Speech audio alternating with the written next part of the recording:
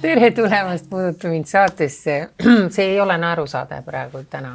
Ja Sirje juba naerab siin. Tere, Suusu. Tere, Anu. Ismailova. Inimene siis otse Riigikogust, rahvaesindaja. Täna meil saates, ei mäletagi, millal viimati oli. Aastakümneid tagasi me olime siis Parta tänaval. Kui need ajad on möödanik juba. Aga räägime ühe lõbusa loo ka, sest meil läheb saade üsna kurvaks. On ju? No, jah, ilmselt läheb. Läheb, on ju. Ma reageerisin ühe sinu Facebooki, see oli küll Riigikogus peetud kõne, aga siis Facebookis ka avaldatud ja see oli päris räme ja siin oli siis noortest ja eriti just LGBT pluss inimeste kogemustest ja kui sa nende poolt justkui sõna võtad, siis läheb ikka räigeks andmiseks. Ja see, mis kommentaare ma sealt alt lugesin, tõmbas mu hinge kinni ja mõtlesin, et ma ei teadnudki, et Eestis on selline asi. Aga enne, kui me läheme selle tõsise teema juurde, las Sirje räägib oma lõbusa loo ära, sest et mille peale me siin alguses naersime. Sest mina ütlesin enne saate algust, et sina ei ole midagi kogenud, et sul on nii roosiline elu olnud, lapsepõlv on kõik hästi, koolis ei ole kiusatud, vanemad on normaalsed olnud, kõik on hästi ja siis plaks sul tuli järsku üks asi meelde. Ja no mina käisin reaalkoolis ja reaalkoolis meil ei olnud kiusamist. Toona oli ta teine keskkool veel, aga siis mul tuli meelde, et siiski üks kord ma olen nagu sellist kiusamise laadset asja tunda saanud ja see oli, ma arvan, et see oli vist koolist väljas, et seal kuskil kooli lähedal tänavalt tulid 2 vanemat poissi mulle vastu ja ütlesid, et see tüdruk on nägude maalt. Ja siis see oli natukene, mis nagu tõmbas tuju alla, aga ega siis nägude maalt olla ei ole võib-olla kõige hullem siiski. Teagi sellist kohta. Nägude maa. Ja mille peale mina küsisin, mis nägu? Sa näitasid oma nina. Ja ma ütlesin, et näete, vaadake mu nina. Vaadake nüüd profiilis ja vaadake otse. Et on suur. Ma ei saanud aru. Aga Suusu, kas sina ei ole pääsenud ju ka kiusamisest, aga mis on hämmastav, sa nagu täiskasvanud inimeste kiusamine on tabanud sind eriti räigelt. No jah, see on nagu täiesti veel eraldi küll, jah. Et konkreetne see teema, mis mind nagu täna siia tõi, on küll seotud pigem laste ja noortega, aga tuleb tunnistada jah, et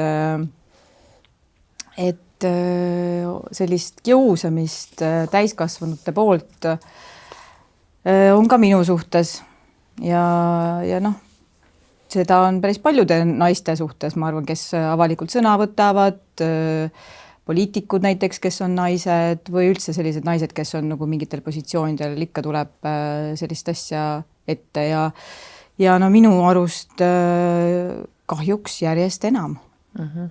Et see on nagu muutunud nagu just normaalsuseks. No oli ju see sportlased ka samamoodi ju nüüd oli, mis oli valge kaardi päev, kui nad tõstsid esile seda sotsiaalmeedia kiusamist just ja seda nagu nii tõesti nii palju näha. Aga mis meid erutas, ma ikkagi loen selle lühidalt ette nüüd, et tõepoolest Riigikogus arutati siis EKRE arupärimist, mis oli üles ehitatud väitele, et LGBT pluss noortega arvestamine koolis piirab vanemate õigusi ja usuvabadust. See oli siis EKRE seisukoht, eks ole. Ja sina ütlesid siis neile Riigikogu puldis vastu väga selgelt, et turvaline ja kaasav kool ei ohusta ju tegelikult mitte kedagi. Aga küll ohustab see neid noori nüüd siis, keda see vaenu külvamine puudutab otseselt. Ja see alavääristamine ei vii mitte kuhugi, see viib tegelikult enesetappudeni noorte seas. Jah, et ma pöörasin tähelepanu sellele, et see, mida EKRE seal saalis tegi ja kuidas nad seda küsimust tõstatasid, et see oli konkreetselt tegelikult rünnak nende noorte pihta, nende lähedaste pihta ja nemad kui rahvasaadikud ei tohiks endale sellist asja lubada, et meie oleme just need inimesed, kes peavad inimesi kokku tooma ja neid erinevusi nagu siluma, mitte vastupidi. ja kahjuks jah, pärast seda konkreetset arupärimist on veel toimunud arutelusid Riigikogus sarnastel teemadel ja nad paraku ikkagi toovad nagu seda esile, et need LGBT pluss noored on nagu kuidagi nagu teistsugused ja me ei peaks nagu siis üldse tegelema nendega. Ja nad teevad seda jah, sellisel viisil, mis on tegelikult alavääristav ja tegelikult kahjustab kogu ühiskonda. Aga mida nad soovitavad siis, et kas neile eraldi koolid siis teha või mis see EKRE nagu, üks asi on see, et sa lihtsalt, nad ju ajavad seda vahtu pidevalt igas suunas suust välja, aga mida nad tahavad sellega nagu siis saavutada? Või minu arust, mida nad tahavad saavutada, on tähelepanu. Okay. Ja tundub, et see on nagu teema, mis kütab selliseid hästi madalaid emotsioone ja see nagu käivitab inimesi sotsiaalmeedias ka ja see nagu aitab neil silma vist paista.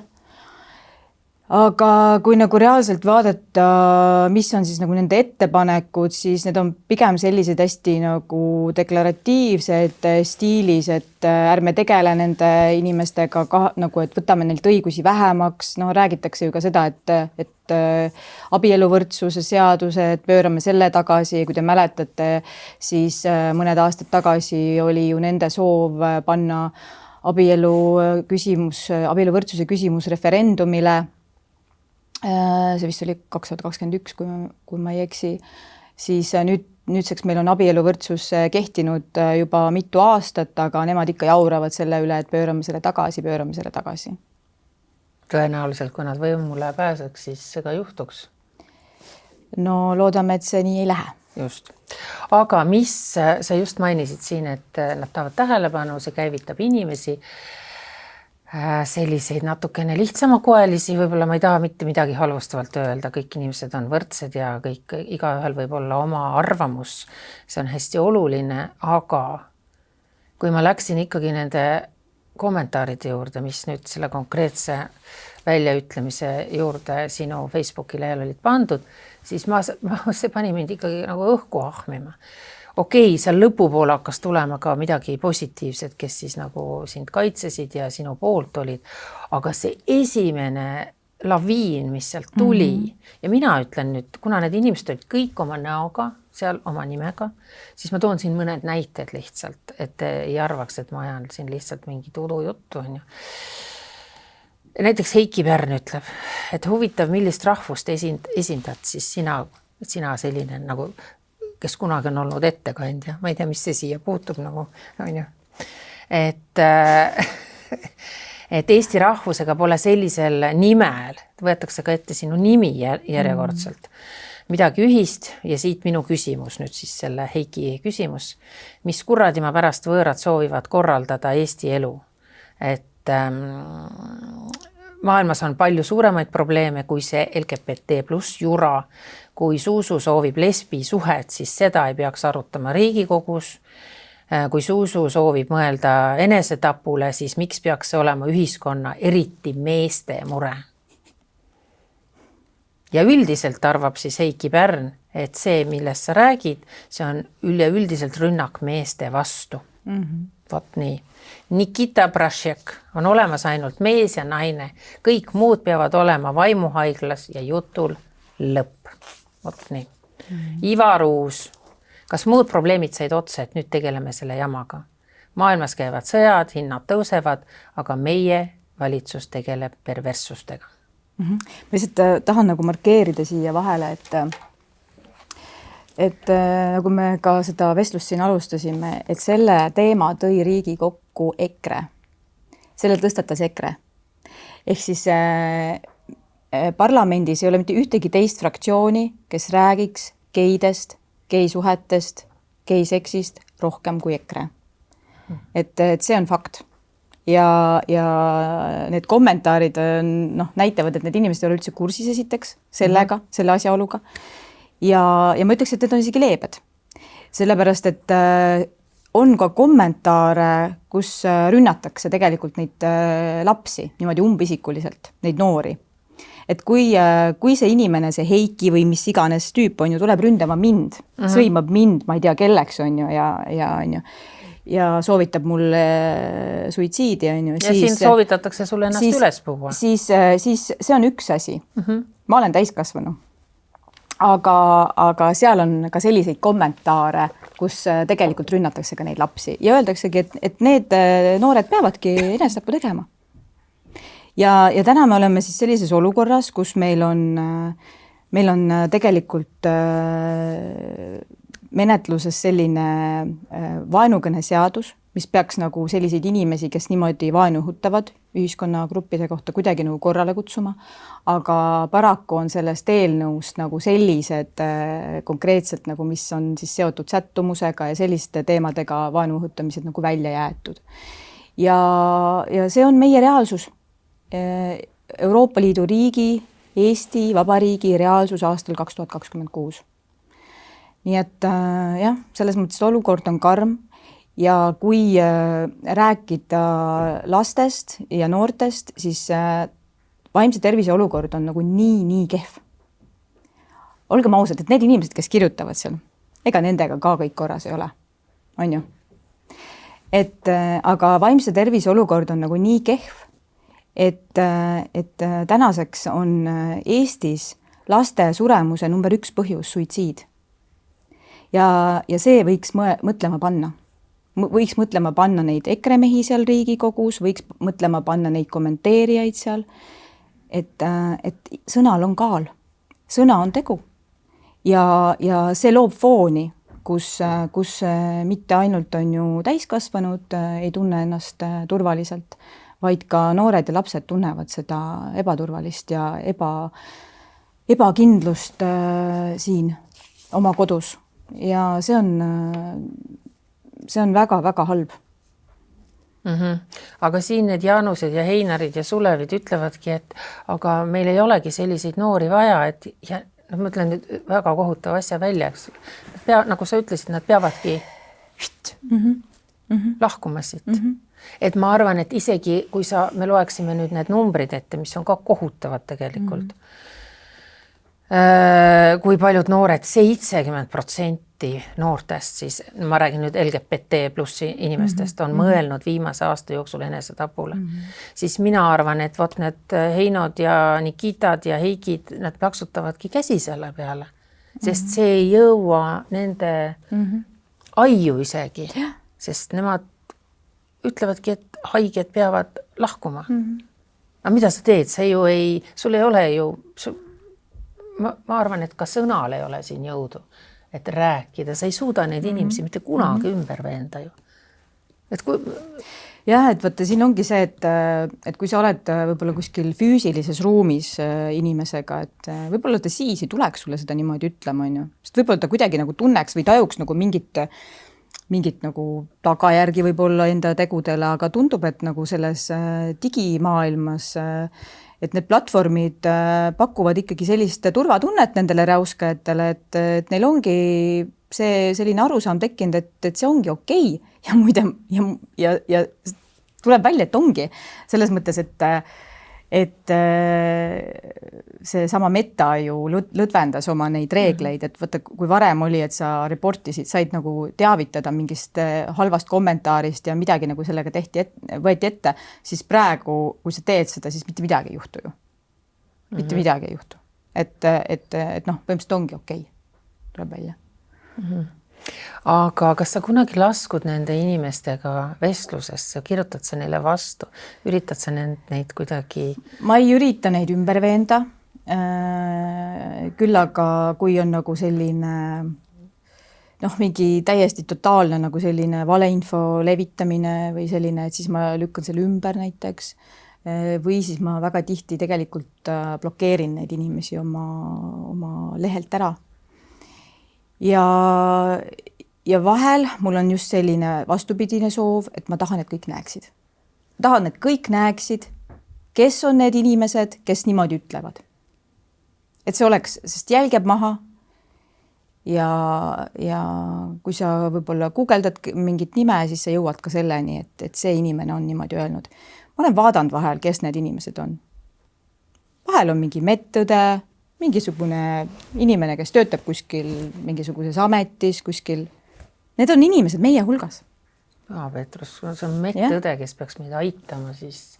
Kuule, aga mul natukene, ma lihtsalt nagu, ma ei taha kedagi välja vabandada, aga ma oponeerin mitte, ja ma isegi tegelikult ei oponeeri, vaid et ma püüan siis tuua seda teise poole mingisugust argumenti siia sisse ka, et lastele ei tohi rääkida homoseksuaalsusest, sellepärast, et lapsed on väga kergesti mõjutatavad ja nad võivad väga kergesti lihtsalt pöörata homoseksuaalseks, sest et seda infot on nagu liiga palju ja mida, ja üldiselt ma olen nagu see, et mis lolli juttu te räägite, aga siin käisin üks päev siin Nautikakeskuses, see oli nüüd pärast lihavõttepühi ja seal on selline pood nagu Flying Tiger, mis on see nännipood, kus igasugust nänni müüakse ja just lihavõttepõhjade asjad olid ära pandud ja asemel olid tulnud RuPaul, drag queen'i nänn, igasugust roosad RuPauli nännid, kes ei tea, RuPaul on siis drag queen, mina olen suur fänn, aga mina näiteks ei tea sellest mitte midagi. RuPaul, jah, kõik teavad seda. Mina ei tea. Ja, no tal on oma show'd, väga palju show'sid ja drag queen'ide võistlused ja see kõik on hästi, minule väga meeldib, aga kas on nagu, siis ma hakkasin ka tõesti mõtlema, kas on nagu õige sellist kaupa müüa lastel, tegelikult on see ju lastepood või see nännipood, lapsed ju ostavad mingid RuPauli roosasid, karvaseid kotikesi ja lillepotikesi ja minu meelest see ka ju päris normaalne ei ole. No aga nad ei pane seda selle RuPauliga kokku. Nad ostavad lihtsalt roosa karvase kotikesi. Aga see on kuidagi ka kummaline, No kui rääkida nagu mõjust lastele, siis suur probleem on tegelikult ju seesama sotsiaalmeedia. Et seal lapsed puutuvad kokku väga räige sisuga, vägivaldse sisuga ja me oleme täna Euroopas koos Belgiaga, kui ma nüüd õigesti mäletan, ainsad riigid, kes on seisukohal, et sotsiaalmeediat sisu ei peaks piirama. Et mina jällegi arvan, et peaks. Et see, mis toimub nendel platvormidel, seesama see sõim, kõik see räigus, need videod, mis tulevad lastele, et see on ju palju suurema mõjuga, sellepärast et lapsed on seal väga palju aega veedavad sotsiaalmeedias. Et see, mis kuskil poes nagu, sinna läheb heal juhul see, kellel on raha midagi osta, aga sotsiaalmeediale ligipääs on tänapäeval juba väga varasest lapsepõlvest. Ja kallis Suusu, aga just tehti mingi uuring nüüd Austraalia pani, eks ole, kinni, alla 16 vist ei saa. Jõuti tulemuseni, et tegelikult 70% ikka nendest noortest möllab. Ja leiavad on ju tagaukse, aga ma arvan, et selles mõttes see on okei. Ja siin ongi see, et kuna see veel nii lühiajaline, see on ju tegelikult nii värskelt alles on ju tehtud see keeld seal, et igal juhul lapsi on vaja kaitsta ja tegelikult teadlased on ju selles ka ühel nõul, et lasteaju lihtsalt ei ole veel valmis selleks infotulvaks, nagu füüsiliselt see aju ei ole valmis selleks, et mis sealt kõik tuleb, et see mõjutab lapsi väga palju ja see depressioon ja kõik see ärevus ja kõik see on väga palju sellega ka seotud, et need platvormid on lihtsalt selliseks loodud, et lastel tekiks sõltuvus nendest.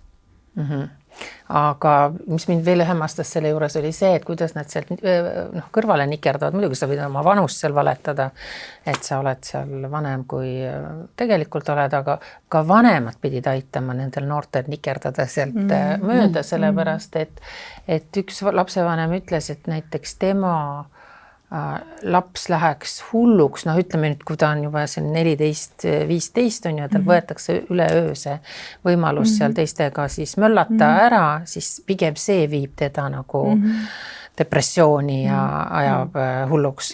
jah, et no see 14, 15, 16, need on juba tegelikult sellised väikesed, ei saaks öelda võib-olla täiskasvanud, aga nad on ikkagi juba väga, nad on sellised teismelised, on ju. Aga need, kes on alla 13-aastased, siis neid tuleks ikkagi paremini kaitsta selle räiguse eest, mis seal sotsiaalmeedias levib. Et praegu on see lihtsalt nõnda üles ehitatudki need sotsiaalmeedia platvormid, on ju, et see päriselt nii oleks, et nad oleksidki sõltuvuses ja kui sa võtad, on ju, joodikut, võtad viinapudeli ära, siis ta hakkab ka räuskama. Et no äkki aitaks see, et seda sisu ikkagi kontrollida, mitte niivõrd seda kasutajaid. Absoluutselt, aga see ongi siin see probleem, et need platvormid ei ole seda seni tahtnud teha. Nad ei ole tahtnud seda teha. Nad ei ole tahtnud, ma mõtlen, et see on võimatu mission impossible. Ei, muidugi nad ju saavad kõike kontrollida, mis kuidas need toimivad, on ju, et lihtsalt ei ole seda tahet olnud ja Euroopa Komisjon, ma saan aru, et on praegu nagu ka ikkagi liikumas sinna suunas, aga jah, mina arvan ka, et kõige parem lahendus oleks see, kui need platvormid ise teeksid seda, aga nagu elu näitab, siis mis need kõige hullemad platvormid on üldse? No mina tean, et need on need Snapchatid, TikTokid, neid on seal veel, on ju, terve rida, kus on noored hängivad ja kus on nagu võimalus olla ka anonüümselt, kus on näiteks ka pedofiilid jahivad noori, et selles mõttes, et see on nagu väga hull maailm. Ja, sest vaata, mina olen täiesti ju väljas, eks algoritm mulle pakub neid asju, mida mina otsin ja seda ma ju ei näe, eks, ja paljud vanemad tõenäoliselt samamoodi ju ei näe, mida nende lapsed näevad. Jah. Aga mis me nende noorte juurde, LGBT plus noorte juurde üldse tagasi, et kui protsendi ma nüüd siin ütlesin, eks ole, et 70% on mõelnud siis viimase aasta jooksul enesetapule, see on siis Eestis. 25 oli, et kes on proovinud, teinud katse. Jah, teinud elu jooksul enesetapu katse 28% ja kus tekkisid nüüd need imekäärid, eks kooli ajal on siis pea 50% kogenud kiusamist, solvanguid ja ähvardusi viimase aasta jooksul, aga pöördunud politseisse on 11% ainult. Et mis asi see nagu siis on? Et kui mind rämedalt kuskil kiusatakse.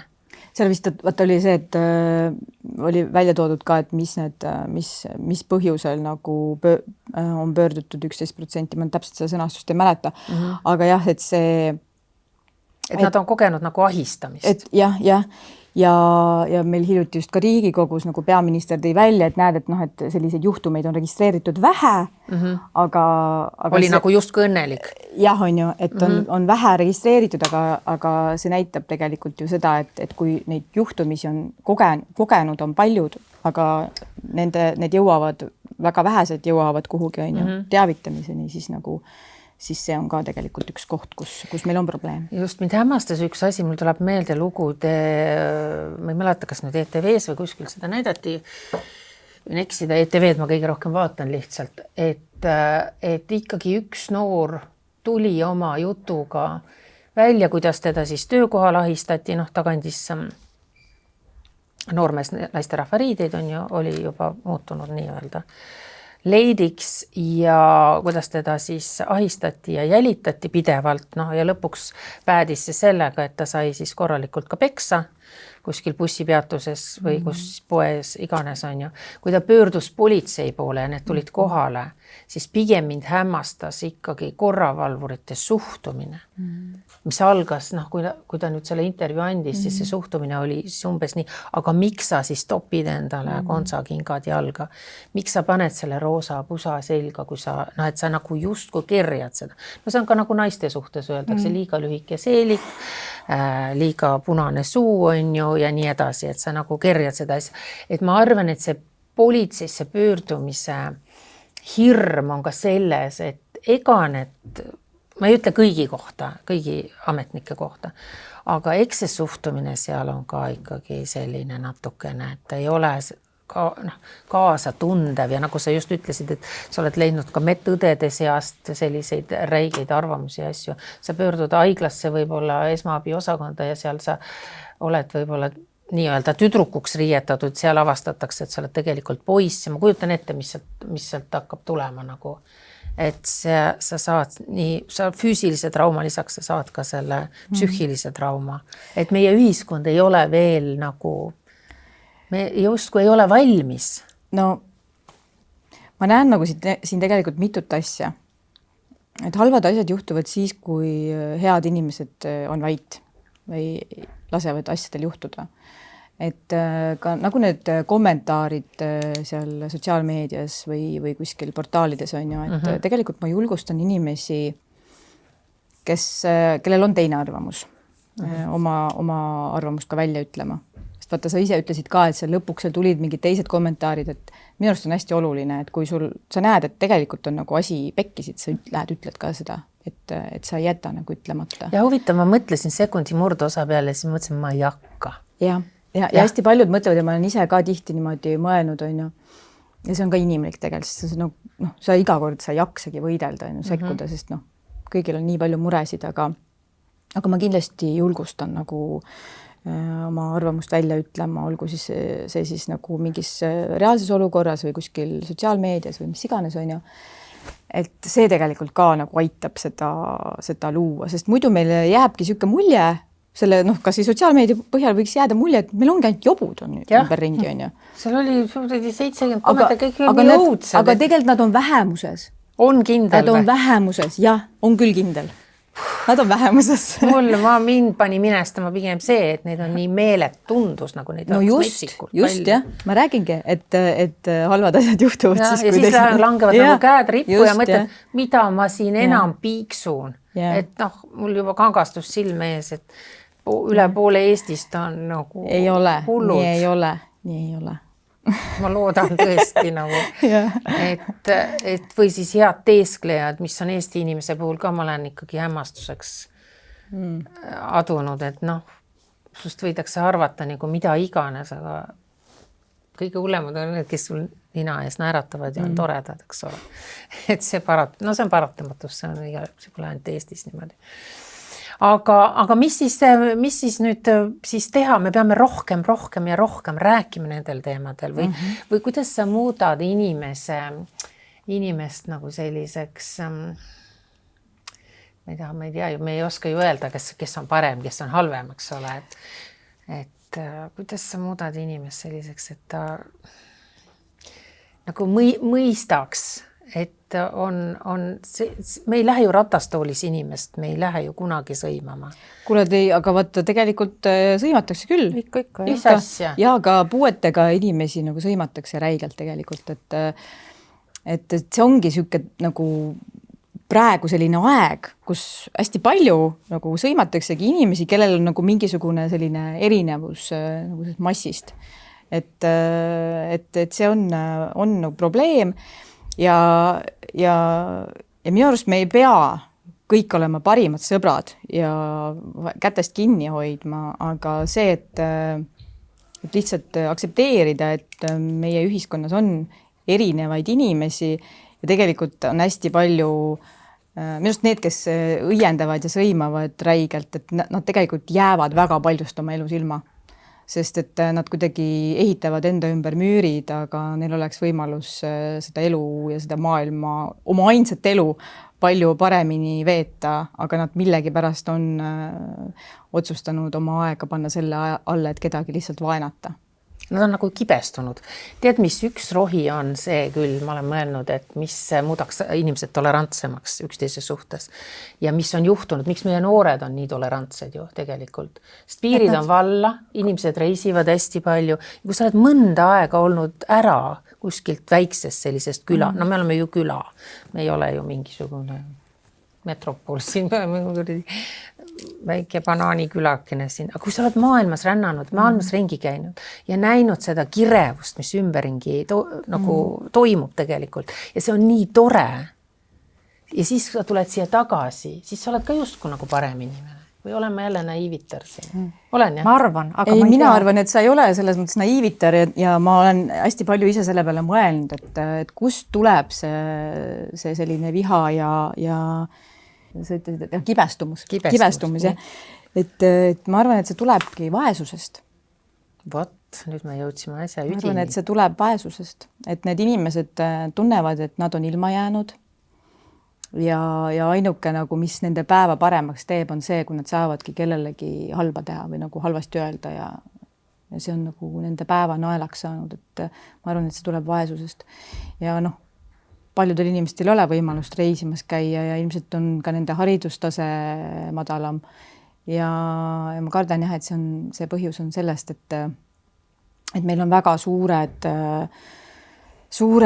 regionaalsed käärid, noh, nii palkades on ju, kui ka tegelikult igasuguste teenuste ligipääsetavuses, et ja kui su vanematel on raha, siis Eestis sa saad tõenäoliselt parema hariduse kui see laps on ju, kelle vanematel ei ole nii paks rahakott, et see on tänapäeval Eestis väga suur probleem tegelikult, seda tuuakse välja ka inimarengu aruannetes juba mitu aastat, nüüd see viimane inimarengu aruanne on ju pühendub sellele haridusaspektile nagu eriti, et ja see on, ma arvan, see algpõhjus.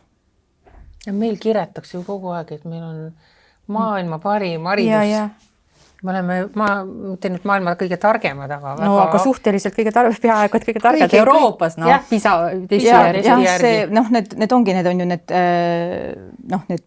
head tulemused, aga meil on väga, väga suured erinevused nii koolide vahel, näiteks Tallinnas on see, et Tallinnas on ühes koolis võib väga hästi olla, samas kui seal kõrval on üks teine kool, kus ei ole üldse hästi, on ju, samamoodi on ka maakondlikud erinevused, on ju. Ja see ebavõrdsus, see kogu aeg praegu on kasvanud. Ja see on seotud inimeste sissetulekutega ja elukallidusega. Muidugi, see on ju nii lihtne, inimesed teeb kurjaks vaesus. Jah. Ja vaeseks sa jääd siis, kui sa ei saa korralikku haridust. Ja sa ei saa korralikku haridust siis, kui sul on rumalad vanemad. Või joodikust vanemad. Halvad vanemad. Ma ei saa öelda halvad vanemad. Et, selles mõttes jah, et sellest on väga kahju, aga see ei peaks jah nii olema, et igal lapsel peaks olema võimalus kasvada, saada targaks ja niimoodi, et tema anded oleksid välja toodud, aga praegu jah, me oleme nagu väga kehvas seisus, meie riigieelarve on väga suures puudujäägis, nagu rekordilises puudujäägis ja me hakkame nüüd, Eesti rahvas hakkab maksma tagasi laenusid, mida valitsus on võtnud selleks, et siis katta selliseid jooksvaid kulusid ja meil on kehvasti majandatud riik. Et jõudsime nüüd sinna. Aga siis kukuvadki käed rippu, midagi pole teha.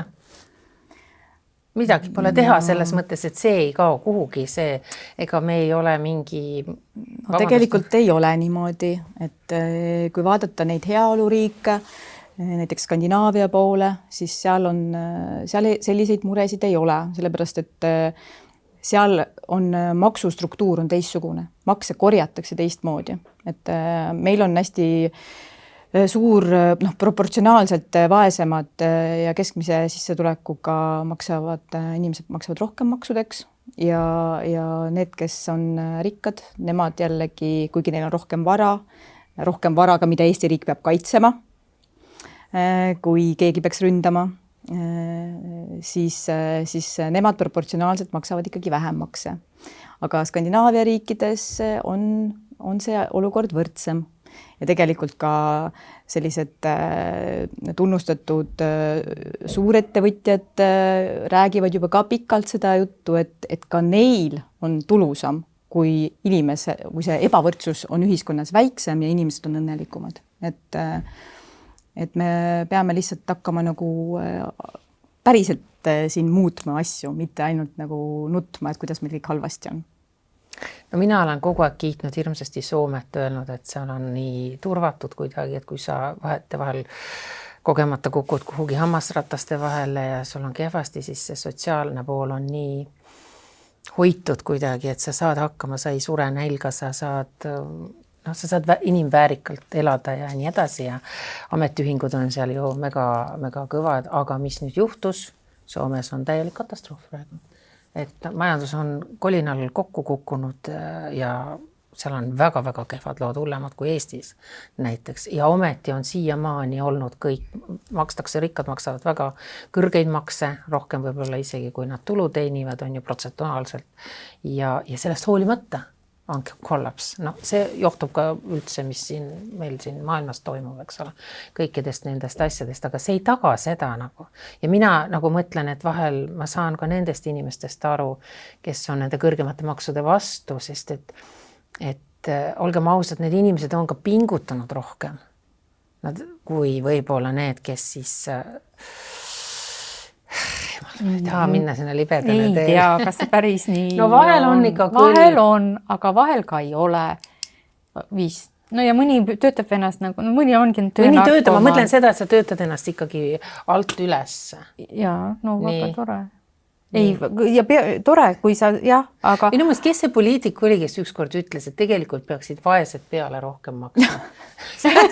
ja et nad teevad ju vähem. See on nali naljaks, eks ole. Aga... Mina ei tea, kas need hooldajad, kes eakate kodudes on, et kas nad teevad väikest tööd või on see nagu väga mõttetu tööd? Ma olengi võrrelnud, Soomes on niimoodi, et ma toon näite lihtsalt, et ma ei tea seda numbrite suurust täna on ju, et sul on ikkagi ametiühingud on selle välja võidelnud, et sul on see alammäär ja alammäär ei ole nagu meil on, mis ma ei tea, 800 eurot või mis see siis on, ma ei tea. On ikka see 3000 eurot on ju, et sa oled inimväärikalt, saad endale korteri normaalse üürida, seal loetakse inimväärikuseks just seda elamispinda ja et sa saad endale toidusu, et sa saaksid ka riideid osta, meil seda absoluutselt ei arveta. Et su põhivajadused on just, nagu on ju kaetud. Ja seal on ka öeldud, et sa pead saama reisida. Et see võimalus peab sul justkui olema ja seal oli nii tore klausel, mis mul lihtsalt meelde nagu ludinal lugesin, et sul peab olema ka võimalus, minu arust see oli kõige armsam, teha oma lähedastele ja sõpradele kingitusi. Noh, ala jõulud, sünnipäevad, asjad, et sa ei pea kokku hoidma selliste asjade pealt, mis tagavad sulle inimväärse elu. Et see nagu on meil puudus. Oi, no meil on sinna ikka väga pikk tee minna selles mõttes, et kui vaadata meie lapsetoetusi ja õpetajate palku ja need samad hooldustöötajad on ju, et siin on meil ka väga pikk tee minna ja ma arvan, et Soomel on see turvapadi all seal täiesti korralik, et ma arvan, et nendega ei juhtu seal hullu midagi. Aga mis nagu meil on see, et meil lihtsalt on see ebavõrdsus suur. See on kasvanud ja see ongi nagu see, mis tekitab ühiskonnas neid pingeid. Et ühed vaatavad, et miks temal läheb nii hästi? Miks tema ei pea pingutama? Et kui meile valitsus ütleb, et me peame siin nüüd kõik pingutama, on ju, meil on naaber tapab ukrainlasi, on ju, ähvardab meile ka kallale tulla. Aga miks tema ei pea siis vastavalt oma võimetele pingutama? Et mina jätan endale mingid riided ostmata, mu laps ei saa seal trennis enam käia, ei saa kuskil ringis käia, aga näed, tema nagu saab omale kuldkäekella osta. Ja mis puudutab ka Soomet on ju ja Rootsit ja kõiki neid, et neil on ju väga palju maksuerisusi, kas või selle samale toidule. Sellest me ei saa üldse selleni me just, see ka, et sa saad endale basic toiduained osta, see on ka mujal rohkem tagatud kui meil. No mis te teete seal Riigikogus siis, et ei saa nagu... No see konkreetne teema on minu arust Reformierakonna taga, et neil on nagu mingi pime usk enda mingisse majanduse visiooni, mis on tegelikult nagu mingi 30 aastat vana on ju, ja mis selgelt ju ei toimi. Nad on ju katsetanud seda Eesti peal juba tükk aega ja see ei tööta, aga neil on see, nad kuidagi ei suuda sellest välja tulla, et Nad kaotavad oma valijaskonna äkki. On veel mida kaotada või? Nüüd enam ei ole, jah. Nüüd võiks tõesti proovida. Nad pigem kaotavad oma näo. Vaata, sa ei saa tunnistada, et sa oled teinud midagi valesti. Kullakesed. Reformierakond on olnud aastaid see, kes on öelnud, et et korras riigi rahandus, et see on nende nagu see märk on ju. No mis ma just ennem ütlesin, meil on rekord suur eelarve miinus, eelarve puudujääk ja seda on Reformierakond teinud. Et selles mõttes, et nad on juba nagu oma näo kaotanud. Et minu arust see nimi Reformierakond võikski tähendada reformi ja sellist julgust nagu muutusi tuua, aga praegu nad on jah kuidagi kinni jäänud. No natuke nihu läinud. Ütleme niimoodi. Aga sinna kuuluvad ka sellised hästi toime tulevad inimesed, võib-olla nad ei näe seda, võib-olla mina ka ei näe võib-olla. Mulle tundub, et kui Tallinnas on kõik enam-vähem okei, siis ma ei näe kaugemale. Ma olen pimedusega löödud, ma ei tea ju, kuidas seal käib kuskil seal mujal maarajoonides see elu, ma ei tea. No. Samas ma lihtsa inimesena jällegi, kui ma sõidan sealt läbi, siis ma vaatan, et kõik õitseb ja kõik on ilus, kõigil on nii nunnud, piparkoogi, majad, aiad. Kuidagi kõik on nagu selline pullerbi. Ma ei näe, tegelikult kui ma sõidan ringi mööda Eestimaad, kui me tegime neid mingeid vestlusõhtuid ja asju, ma sõitsin ju kõik kolkad läbi, kus ma pole elus varem käinud. Päriselt ütlen ausalt, mulle tundus, kõik on jõukad Eestis. Kui ma oleks turist olnud näiteks. Ma ei tea, kuhu metsa külje alla või kuhu urkasse ma peaksin siis minema, et ma näeksin seda vaesust. Ma ei näinud. Kui ma sõitsin, ma sõitsin nagu sellised suuremad alevid läbi, võib-olla ma sinna äraaladele ei sattu. No eestlased ongi ju tuntud selle poolest, et on valmis ka kartulikoori sööma. Ja kõik tundus kuidagi ilus. Võib-olla oli suvi ka. Siis on kõik ilus. Suvel on jah, juba praegu on, tundub, et päris hästi. Ja. No kuidas me nüüd siia jõudsime siis nagu, aga kas peale sinu, meil on saateaega kohe otsa saama, et kas üldse nendes noorte teemadel ja kõikidel, mis enesetapud ja kõik need asjad, suitsiidid on viimasele ikkagi tohutult kõne alla tulnud ja õnneks, mis mulle noorte puhul täna tohutult meeldib, et kui nendega käitutakse valesti ikkagi, siis noored on täna nii julged, et tulevad ja ütlevad selle välja ikkagi. No kõik ei ole ikkagi. No kõik ei ole, aga mingi punt on, sest kui mina nagu kerin oma aega tagasi, oma noorusaega, no siis ei piiksatanud küll mitte keegi. Et kui mulle ikkagi mingi vanamehe näis käitus muga valesti või keegi ütles mulle midagi õudsat, siis mul ei olnud seda julgust minna rääkima, ei õpetajatele, ei vanematele rääkimata, ma ei tea, tulla avalikkuse ette oma näo ja oma nimega. Et täna seda julgust juba vähehaaval nagu näen. Ma arvan, et see on ka võib-olla tänu sellele, et nad näevad, et on täiskasvanuid, kes neid toetavad. On nende poolt. Jah, et neil on nagu kuhu tulla seda ütlema. Et see on hästi oluline, et ei jääks seda muljet on. Just. Ja see ongi meie võib-olla selle saate tänane sõnum, et kui te tunnete, et teiega on valesti käitutud, siis võtke see julgus kokku, no mis siis, kui see nimi tuleb välja või see nägu tuleb välja ja saate võib-olla natukene siit ja sealt seda kriitikat, aga tulge ja rääkige sellest, et kui rääkimata jääb, siis me ju ei tea. Me ei tea, vaata, mina ka siin pööritan silmi, ütlen, kas meil on tõesti kuskil niimoodi asjad, et ma ei tea. Keegi ei räägi mulle seda, ega ajakirjandus ei taha ka eriti rääkida. Ei, see on hästi, ma toon veel ühe näite selle saate lõppu meie toimetuse koosolekust. Nii. Mina ootasin üks õhtu lennujaamas oma tütart ja talv oli ja lennujaama siis olid kogunenud kodutud, sest et neil on seal küll oma mingisugune sotsiaalmaja on seal kõrval või mingi, aga nad ei taha seal olla ja seal lennujaamas käivad lennujaamas või? Ja mina räägin, et koosolekule, et kuulge, et selline probleem on, et lennujaamas on kodutud ja niimoodi. Ja siis üks meie toimetaja ütleb, meil ei ole kodutuid ja kogu teema lõpetatud, ongi nagu nii. Jah. Et seda ei viitsita või ei taheta või võib-olla ei viitsita puutuda. Aga seda ma olen küll tähele pannud, ma elan Põhja-Tallinnas ja ma olen tähele pannud seda, et viimasel ajal on nagu inimesi, kes käivad prügikastides sobramas. Sest ma mäletan viimati sellist pilti, ma nägin siis, kui ma lapsena elasin Maardus. Siis oli tavaline, see 90-ndatel, aga nüüd on nagu jälle. Ja, sobratakse. Meil ka kesklinnas sobratakse, väravad murtakse katki ja tullakse sisse ja ma ei mõista neid inimesi absoluutselt hakka, ma ei lähe üldse ma ka. kurjaks, mul on väga kurb. Ja nad ei ole alati pomsi moodi, ei Ja näe just, väljagi. just, jah, see jah. on see, mis kurvastab, et nad tahavad säilitada nagu väärikust, nendel on ikkagi nagu tipp-topp. Ja just, ja need, kes seal olid seal lennujaamas, ilusasti riides, puhtad inimesed, ei olnud purjus ega midagi, mida neile ette heidetakse. Et nad üritavad olla nagu väärikad ja nendel on natukene piinlik ka, et nad lähevad sinna, no natuke vaatavad siia sinna ja siis ikkagi, et see on häda, mis on ajanud härja kaevu. Ja see on äärmiselt kurb. Ja see ebavõrdsuse teema, see on tegelikult see, mis on nagu see tuumprobleem meil praegu. Ma arvan, et sealt tulevadki kõik need muud asjad ka, et miks meil on nii palju vaimse tervise probleeme, miks meil on nii vähe seda abi seal ja nii edasi, nii edasi.